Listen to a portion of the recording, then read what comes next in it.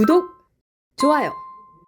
지금 청문회가 진행 중에 있습니다. 네. 근데 오늘 오전 10시부터 진행이 됐는데 이 이해운 장관 후보자는 네. 청문회장에서 분명히 청문회 기회만 주면은 국민들한테 해명을 하겠다 이런 입장을 밝혔는데 네. 오늘 해명하는 이 내용들을 보면은 이럴 거면 청문회장에 왜 나왔나 싶을 정도로 준비가 안 된 거는 뭐 당연하고 네. 그 다음에 해명도 이게 해명이 아니라 변명에 가까운 그런 말들을 쏟아내고 있단 말이죠. 우선 저희가 사진을 보면서 하나하나 살펴봐야 될 것 같은데 자 우선 오늘 청문회 앞두고 번복을 했습니다.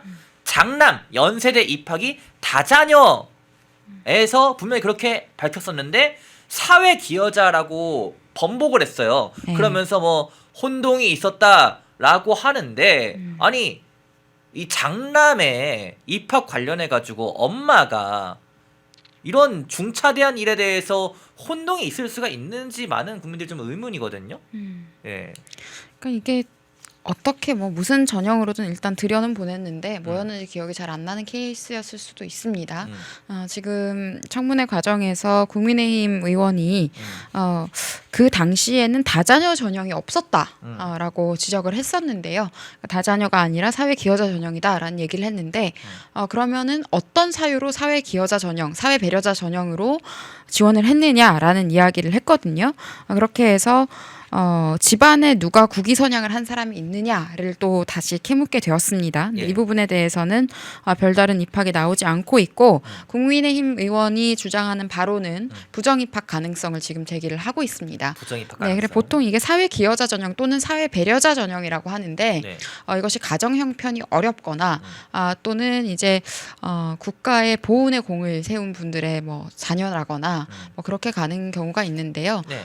근데 이게 이해운 씨 일가족을 봤을 때는 그런 것과 거리가 멀어 보이는 이유는 어제도 우리가 다루었지만 자녀의 명의로 대부라고 분명히 명명되어 있었고 대부업 네, 관련된 대부업체에 이제 자녀 명의로 투자를 한 예. 그리고 그것도 이해운 의원이 현역일 때 현직 의원일 때 그렇게 했다라는 것도 지금 논란이 함께 되고 있는데 예. 그 자녀들의 입학 전형이 뭐 다자녀였든 사회 기여자였든 글쎄요. 저는 이런 사람들이 다자녀 전형을 이용하려고 다자녀 전형을 만든 건가? 좀 의아하다는 생각이 들고요. 예. 그렇게 쓰라고 만든 전형은 아니었던 것 같은데. 아니죠. 네. 그러니까 이게 90년대생들, 특히 90년대 중반생들 입시 때부터 네. 온갖 입시 전형이 다 생겼어요. 어. 한 92년생, 93년생들 때부터 입시 전형이 아주 정말 많아졌습니다. 뭐 이게 무슨 전형인지 알 수 없을 정도로 예. 온갖 특별 전형, 무슨 배려 전형 이런 것들이 생겨났는데 사실 그런 것들을 이용해 온 사람들이 이런 사람들이 아니었을까? 우리 사회 기득권들이 약자팔이를 하면서 이용해 왔을 가능성도 있겠다 싶습니다. 예. 그리고 지금 이 내용에 대해서 뭐 일반 전형이다, 뭐 특기자 전형이다, 뭐 이렇게 여러 가지 지금 자녀 한 명 한 명에 대한 얘기들이 나오고 있는데 예.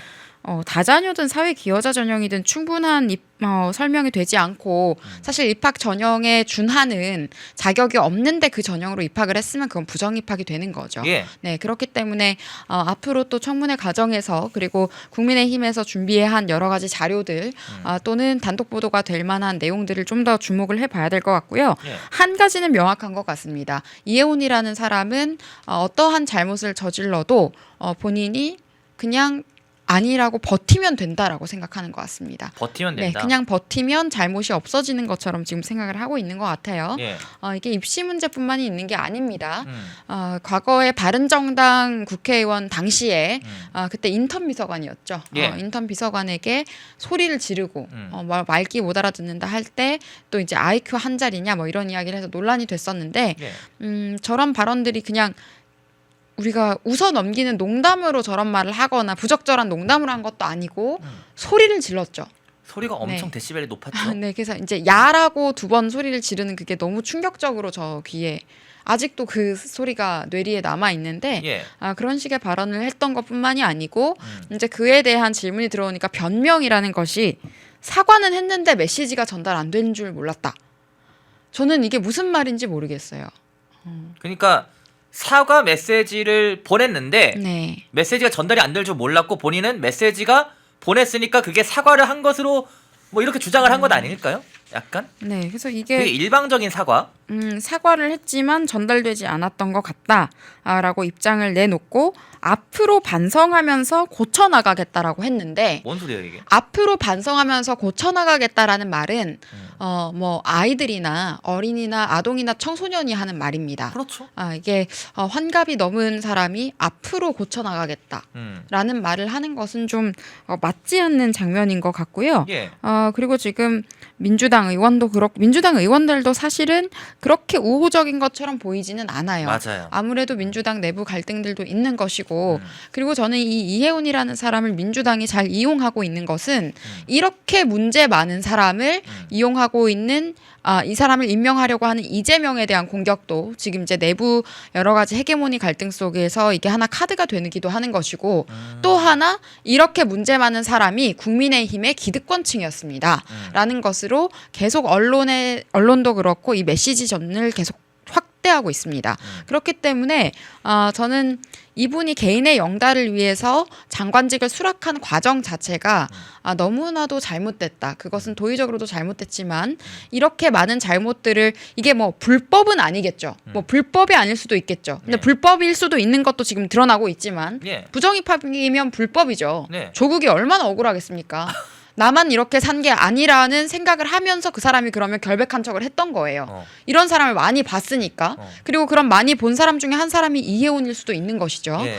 지금 이런 상황이 되었기 때문에 이런 걸 들키지 않기 위해서라도 사실 장관직에 임명이 되면은 인사청문 과정이 진행이 되기 때문에 이런 리스크들이 다 나옵니다. 그래서 그러지 않기 위해서라도 수용을 안 했어야 하지 않나. 또 이것만 있는 게 아니죠. 예. 부동산 투자의 달인 수준이죠. 맞아요. 네. 그래서 저는 이거를 전국에서 부루마블 하고 다닌 분 같다라고도 말씀을 한번 드린 적이 있었어요. 예. 이게 이분이 일단 출마 지역구도 정말 독특해요.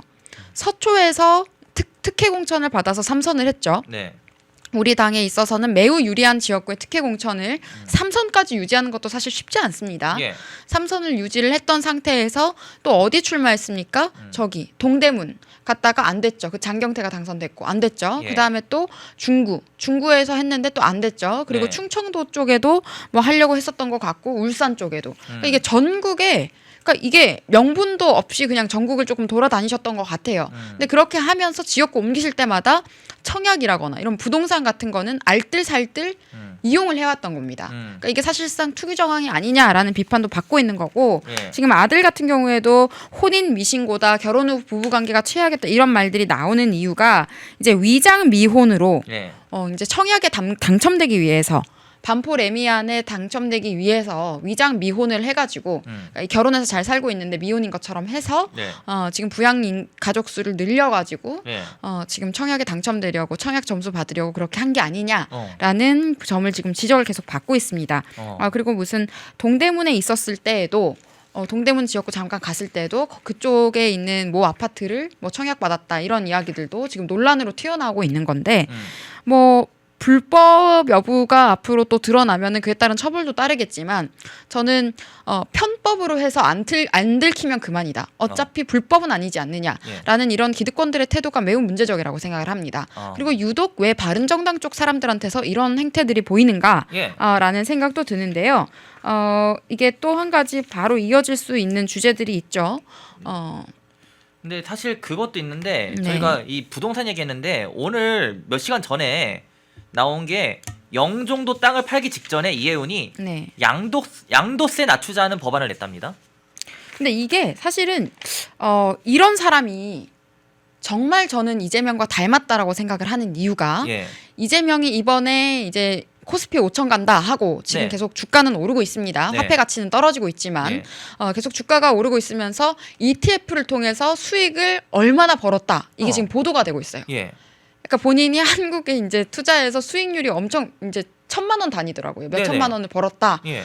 보도가 되고 있는데 대통령 당선되면서 그거 사가지고 코스피 5천 간다 해서 5천 만들고 본인도 수익률을 그만큼 끌어올린 거죠. 예. 네, 그것도 재밌고 그리고 과거에 이제 본인의 면피를 위해서 면책 특권을 위해서 송영길 당시 민주당 대표 밀어내고 인천에 공천 받았을 때 그때 국방이 들어가기 전에 방산 주식을 사서 논란이 됐었습니다. 아 맞아요. 기억나시죠? 맞아요. 기억납니다. 비슷합니다 지금. 어. 이해훈 씨랑 아주 비슷해요. 이게 본인의 사익을 예. 공적인 도구를 통해서 본인의 사익과 연결짓는 와, 이런 행태들이. 이혜훈 후보자가 이때 네. 영종도의 토지를 땅을 팔기 직전에 이렇게 해가지고 얼마의 시세 차익을 냈냐면요. 36억 원대 시세 차익을 거뒀답니다. 36억 원대. 6배 가격으로 네. 되팔았다는 거예요. 6년 만에. 네. 그러면서 법안으로 뭘 냈냐? 양도세 낮추자는 법안을 냈다는 겁니다. 그러니까 이게 물론 시장경제, 자유시장경제의 제도 하에서 네. 본인이 부동산 투자를 하든 뭐 이런 건 할 수도 있겠죠. 자유롭게. 음. 다만 양도세 낮추자. 이거는 공적인 수단을 본인의 사익을 위해서 활용한 거잖아요. 그렇죠. 정치인으로서의 지위를 네. 본인의 사익을 위해서 활용을 했기 때문에 이게 도의적으로도 맞지 않고 정치인으로서 그리고 앞으로 고위공직자가 되기에는 부적절하다라고 우리가 지금 지적을 하는 겁니다. 네. 그걸 한 번 더 말씀을 드리고요. 뭐 이게 태도가 이재명과도 매우 닮았어요. 이재명이 뭐 어쩌라고를 하는데 지금 이혜훈 후보자도 보면 사과도 뭐 나는 했는데 안 받았으면 어쩔 수 없고 라는 거고 이것도 뭐 불법이 아니라는 말로 아마 계속 미꾸라지처럼 피해갈 겁니다. 예. 그리고 이분이 다시 어느 지역에 출마를 해서 당선되기도 어렵고 예. 출마를 하기도 어려운 상황이기 때문에 장관직을 절대 놓치지 않으려고 할 가능성이 매우 높아 보입니다. 근데 이런 사람이 우리나라에 사실 지금 기재부를 격화시켜 놓았지만 네. 사실상의 기재부 장관이 되게 된다면 어떻게 하겠습니까? 국가 재정이 어떻게 되겠습니까? 그리고 원래는 확대 재정에 대해서 비판을 했었어요. 맞아요. 이재명이나 문재인도 그렇고 그런 비판 기조를 모르겠어요. 그게 본인이 한 말인지 또는 보좌관이 써준 글을 그냥 올렸을 뿐인 건지는 모르겠는데 그런 기조를 유지해 오다가 최근에는 이재명 정부의 이런 여러 가지 재정 정책에 대해서 잘하고 있다라는 이야기를 했고 과거에 문재인 정부 때도 사실 내각 임명설이 그때도 돌았습니다. 근데 그때쯤에 했던 것이 문재인 너무 잘해서 무섭다. 그때도 그런 말씀을 하셨습니다. 그러니까 이게요, 갑자기 들어갔다라기보다는 원래부터 좌파 정부가 들어서면 들어가려고 했던 사람인 겁니다. 그러니까 그런 낌새가 좀 보였다 네. 이런 것이고 또 이런 말도 했는데 외눈박이 삶은 뼈저리게 반성한다. 돌을 뭔 맞더라도 이재명 협치에 동참하겠다. 외눈박이 삶이라는 게 뭐예요? 그러니까 본인이 뭐 편향적인 삶을 살아왔다 뭐 이런 얘기를 하는 건가요? 근데 그렇다기에는 예.